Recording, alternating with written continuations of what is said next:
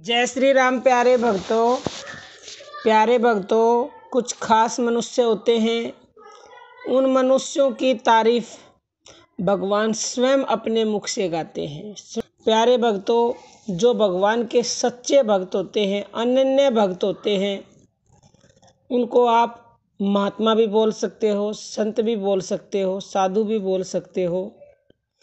तो ऐसे मनुष्यों की पवित्रता के विषय में जितना कहा जाए उतना थोड़ा ही है। स्वयं भगवान ने इनकी महिमा अपने मुख से गाई है।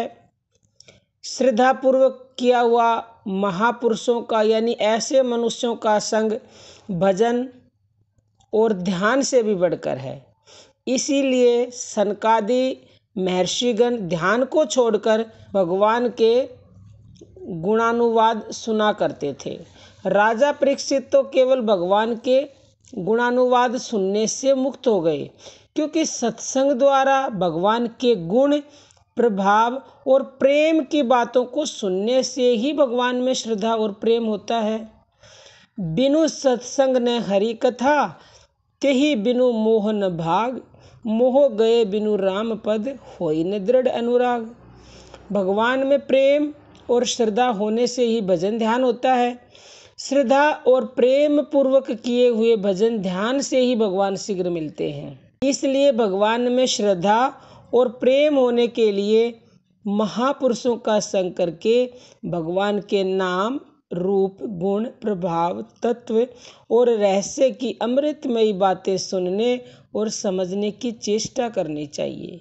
महापुरुषों का संग मुक्ति से भी बढ़कर बतलाया गया है। प्यारे भक्तों, तात स्वर्ग अप वर्ग, सुख धरई तुला एक अंग, तुलन ताहि सकल मिली, जो सुख लव सत्संग।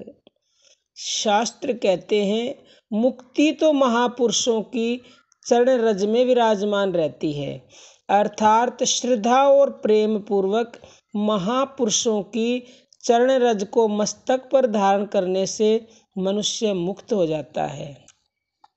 भागवत में उद्धव जी कहते हैं, अहो क्या ही उत्तम हो यदि मैं आगामी जन्म में इस वृंदावन की लता, औषधि या झाड़ियों में से कोई होऊं जिन पर इन गोपियों की चरण धूलि पड़ती है।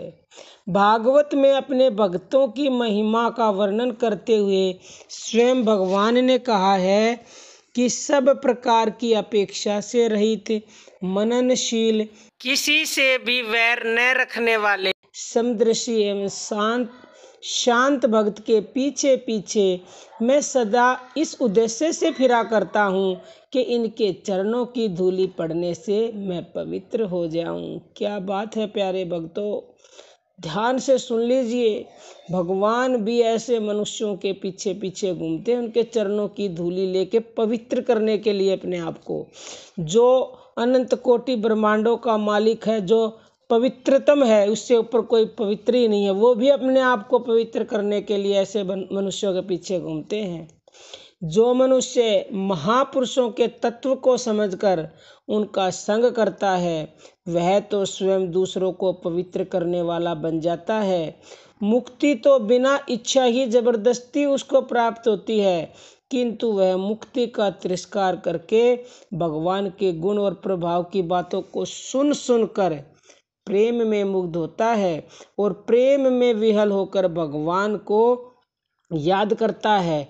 इस प्रकार भगवान को याद करने को वह मुक्ति से भी बढ़कर समझता है। ऐसे मनुष्य तीर्थों को सुतीर्थ और कर्मों को सुकर्म और शास्त्रों को सत्य शास्त्र कर देते हैं। तो आप भी भगवान का नाम जप करते रहें निरंतरता से। इस मार्ग पर आप निरंतरता से अगर चलते रहेंगे तो निसंदेह आप भी ऐसे मनुष्य, ऐसे भगवान के भक्त हो सकते हैं कि भगवान आपके पीछे पीछे आपकी चरणों की धूलि लेने के लिए घूमें। तो हम अपनी वाणी को विराम देते हैं। आज के लिए इतना ही। जय श्री राम प्यारे भक्तों।